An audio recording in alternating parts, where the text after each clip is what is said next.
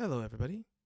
Today we are going to be discussing the role of a digital forensics analyst by Swaroop, Charles, Asia, and Shin at TLT, Tomorrow's Leaders Today. Hello everyone. Today I will be covering the role of cyber forensic analysts, and I will be focusing on who they are, who they work for, and who they work with. Cyber forensic analysts are basically the digital detectives of the cybersecurity space, and they play a crucial part in investigating cybercrimes, data breaches, and digital fraud. And they help organizations and law enforcement uncover the truth behind digital evidence. They analyze computers, phones, cloud systems, and networks to recover evidence, even if data was deleted or encrypted. What makes cyber forensic analysts unique is that they work at the intersection of technology, law, and investigation.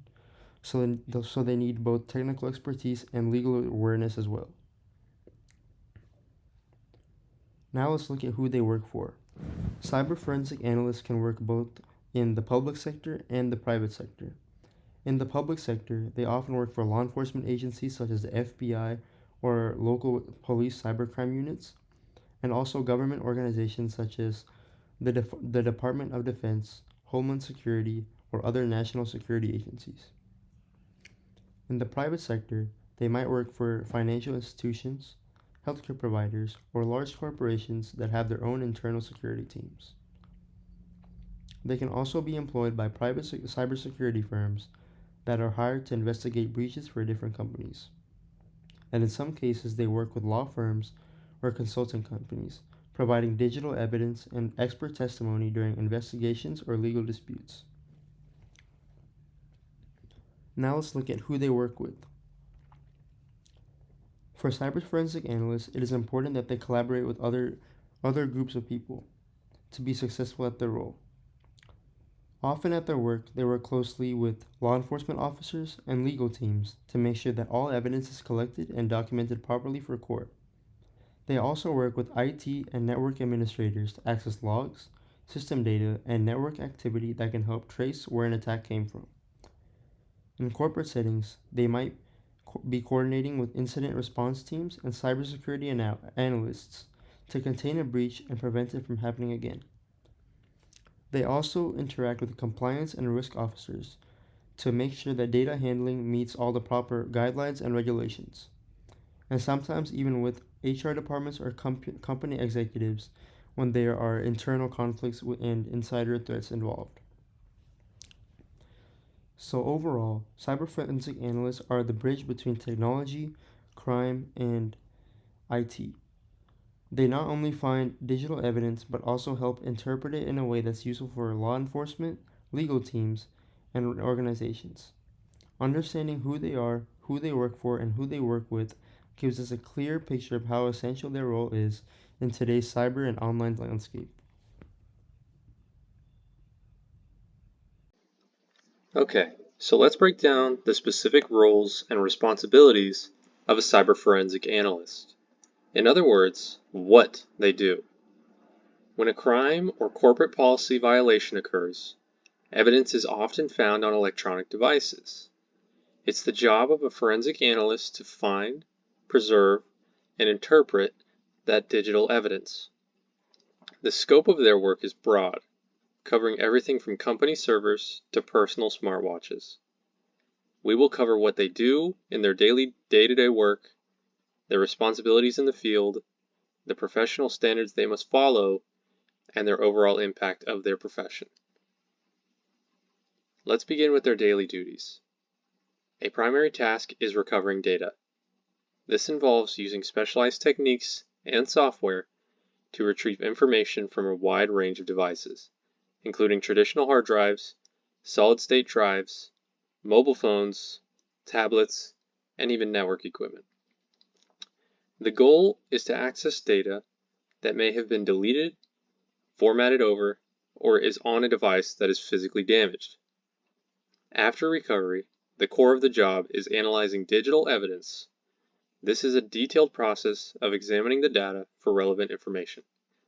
For example, an analyst might create a timeline of a user's web browsing activity, examine email headers to trace a message's true origin, or check a file's metadata to see when it was created, accessed, or modified.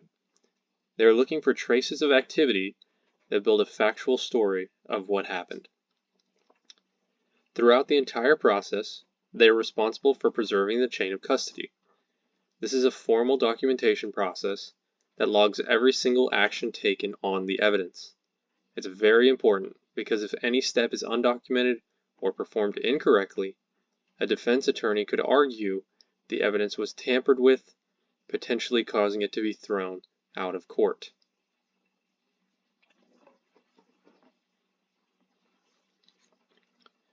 Their work also takes them out of the lab for field work.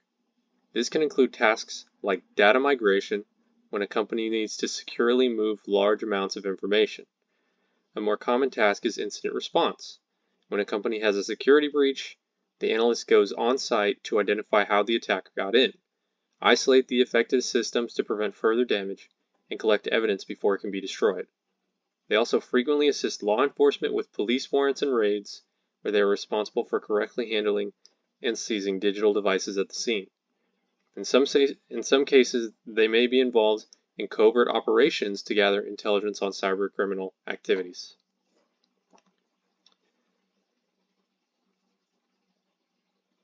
Given the sensitive nature of this work, the standards they operate under are very strict. This means adhering to ethical and legal standards is a fundamental part of the job. An analyst must retain completely and neutral and objective, reporting only what the data shows. Their professional reputation is built on their trustworthiness and attention to detail. This objectivity is tested when they are required to act as an expert witness in a courtroom. They must be able to explain their technical methods and findings clearly to people without a technical background, like a jury. They must also be prepared to have their work and conclusions closely examined by opposing legal teams and their own experts. So, what is the practical impact of this role? The work of these analysts is critical in several areas. They help solve cases in cybercrime, criminal investigations, corporate investigations, and civil litigation. For example, a corporate investigation, if a company suspects an employee is selling trade secrets to a competitor, a forensic analyst can examine that employee's work, computer, and network activity to find evidence of unauthorized data transfers or communications with a competitor. Their findings can provide the proof needed for legal action.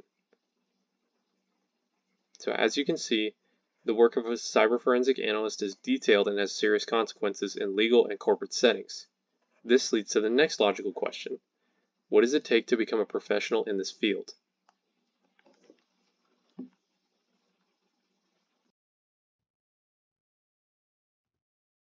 So how does one become a forensics analyst? What education and certifications are required? As far as schooling goes, a bachelor's degree in a relevant field is typically a standard and starting point for this role. This could be a bachelor's degree in some of the following areas: digital forensics, computer science, cybersecurity, information technology, or criminal justice. Depending on more advanced levels of job roles or positions, master's degrees in any of the previously stated fields may also be required. Despite this 4 to 7 year stretch of schooling, education alone is not the only thing that employers are looking for in a potential forensics analyst. So what certifications are required? In addition to a bachelor's or master's degree, additional training is preferred for a forensics analyst role. The following certifications have been compiled from Cybersecurity Guide and CyberDegree's web pages about becoming a forensics analyst. This list of certifications is only a handful of many different certifications a forensics analyst can achieve, and the choices as to which certifications to approach depend on specific industry roles. This list of forensic analyst specific certifications is considered after foundational cybersecurity certifications like the CompTIA Security Plus and Network Plus, the Certified Information Systems Security Professional or CISSP, and the Systems Security Certified Practitioner, the SSCP. These certifications are recommended for any cybersecurity related role. Some of the most common forensics analyst certifications include, but are not limited to, the CCE, or Certified Computer Examiner certification, which is offered by the International Society of Forensic Computer Examiners and requires training and professional experience in digital forensics in order to be certified. The GCFE, or the GIAC Certified Forensic Examiner Certification, which shows fundamental skills in collecting and analyzing data from Windows systems. The GCFA certification, which is the GIAC Certified Forensic Analyst certification, signifies essential digital forensic investigation skills are learned. The ACE certification, or the Access Data Certified Examiner certification, indicates that forensic toolkit technology experience and knowledge is obtained. The CFCE, or Certified Forensic Computer Examiner certification, represents expertise in evidence acquisition, analysis, and presentation, and is recommended to complete after digital forensic experience and prerequisite certifications like the BCFE, or Basic Computer Forensic Examiner, have already been completed first.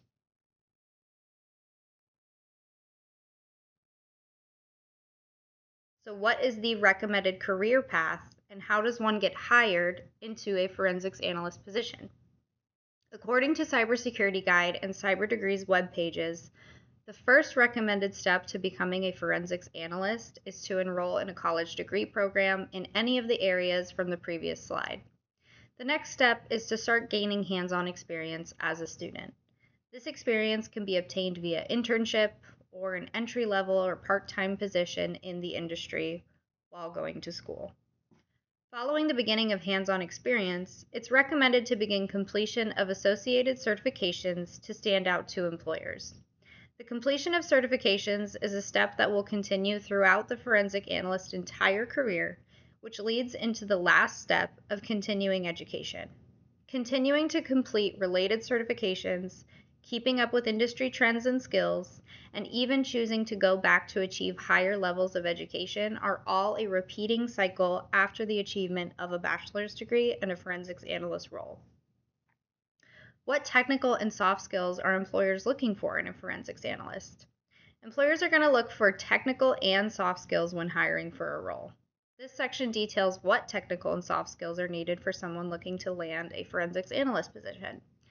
This following list has been compiled via the Cybersecurity and Infrastructure Security Agency, CyberDegrees, and Cybersecurity Guide. Some of these soft skills include written and spoken communication, critical thinking, problem solving, attention to detail, analyzation, ethical judgment, integrity, time management, organization, and collaboration. Technical experience is preferred in the following: documentation and reporting, proficiency in different operating systems, expertise in digital forensic tools, experience with network, cloud, and mobile forensics, encryption and decryption understanding, data recovery, malware analyzation, and experience with programming languages such as Python, Bash, and PowerShell.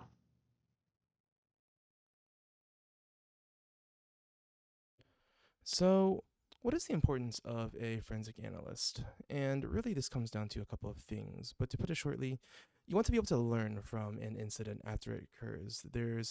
This is really the way that we move forward with cybersecurity. Is we want to know how a breach happened, what caused it to happen, what was the malware or any malicious software or potential vectors for attack that occurred, and who caused it, how do you prevent it in the future. And that kind of boils down to three key parts: information, identification, and improvement. And with information, this is just about analyzing the data post incident. They're going to look through the files of compromised systems, the different systems that were breached, various network files, records of packets and logs and things of that nature to try and figure out what exactly it is that happened. Was this a ransomware attack? Was this some sort of worm attack? Is this a known malware that has infected us, or is this a new thing? Do we know exactly what was compromised, how much info was lost, how much data was compromised? Things of that nature is very important for the recovery process to understand what exactly went wrong, how much was compromised, and how much needs to be fixed. And it's also very good for preventative measures because oftentimes malware or attacks of this nature, they will involve an initial attack that is very loud and obvious, that been very disruptive, but they will also have hidden other executables, other different files and programs that will then linger in systems for potential spyware or whatever other purposes they need. And so it's very good to analyze said things to then be able to confirm that once an incident has passed, yes, indeed, our system is secure. We are back up and running normally. And another part of that is also, how did our systems get infected? How did this attack happen?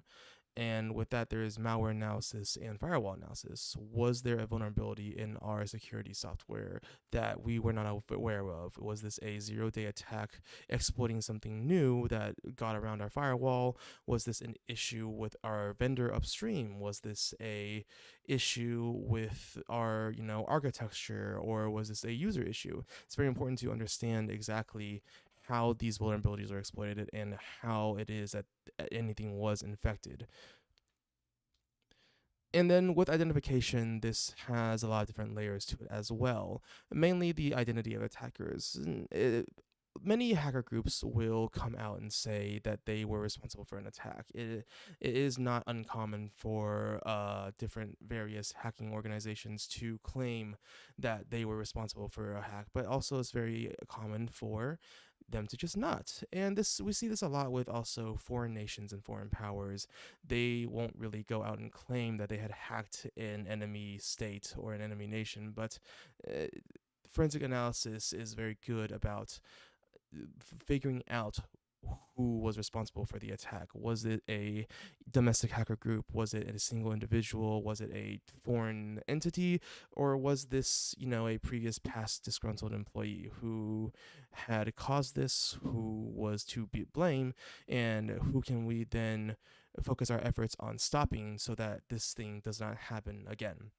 So very, very important for accountability, for prevention, for and understanding motive and reasonings behind this attack. And a lot of that also is, was this an insider attack? Is this a issue with, an employee? Did an employee unknowingly help a hacker compromise the system? If there was an account that was compromised, which account was compromised and how was that done? Did they somehow manage to crack the CEO's password and that's how they were getting in? Was there negligence involved in this? Or was this purely a 0-day vulnerability that we, did not have any real way to defend against? And then the biggest thing for forensic analysis, and this is really the main reason why it's so important for this role to exist, is improvement. How can we stop this from happening in the future? How can we make sure that a similar incident, a similar hack does not occur again? And a lot of this also was this a hack? Did an employee accidentally leak data? Did we suffer a massive loss of data just through sheer accident, through a glitch in a system that was pushed, before it was supposed to? But also, if this was an attack, what vulnerabilities are exploited and how do we fix that? How do we update our software or our architecture to prevent this from happening again? Does the company need to implement zero trust so that a virus can't propagate? Do we need to introduce DMZs or different, architectures to prevent such infections from happening? And a lot of that also is going to HR. A surprising amount of cybersecurity is related to protocols and planning and training. So if this was a phishing attack, do we need to train our employees to be more aware of scam emails and phishing attacks? And do we need to train them to be more capable for preventing these incidents? How to spot suspicious activity, suspicious network traffic. And then other things like, was the incident response plan effective at preventing loss? Were we able to, keep our data? Were we able to effectively implement backups for ransomware, or contain and neutralize malware before it was able to propagate? Are there any new ways we can learn and improve as a company to prevent something of this nature from happening again? And a lot of this also is important for the developers of security systems and security programs and firewalls, because they will be able to then see how a, say, virus or a worm was able to breach their security, get around a firewall, and then be able to patch that so that future instances of that aren't able to happen again. And really, it's just a learning game and a way to step up and prevent these things from happening again, and better defend our systems in the future, which then leads to, if you don't have forensic analysts working for you, if you neglected this role, then you are opening yourself up to getting hacked repeatedly again and again and again and again and again in these same ways. You're going to repeatedly have these incidents of the same manner that you then can't really defend or improve against, because you're neglecting the field where you would analyze the evidence and the logs of an incident to understand how it happened and how to improve going forward. And one thing to note as well is their role in law enforcement. Obviously, a lot of crime happens in with digital media over digital spaces these days. Sometimes entirely, other times just as communication. Many organized crime organized crime groups require communication, and so you can find a lot of that with digital forensics at crime scenes, or with, if you apprehend a suspect, you find suspicious laptops or hardware. Forensic analysts are going to be the ones that go in and recover the data from that hardware, because then you'll find things like deleted files and hidden evidence that you can then examine that might have that last shred of evidence that you need to close a case on something or catch a criminal. And so a lot of that is also going through images, which are basically copies of computer hard drives. They're called disk images, to recover deleted files, to recover hidden files, anything that was encrypted, Tor browser history, things like that that criminals then often try and cover up. A forensic analyst will then go in and be able to pull out, and often that has very, very damning evidence of the crime and wrongdoing that you can then use in a court case. Thank you all very much for watching, and please make sure to stick around for the quiz at the end.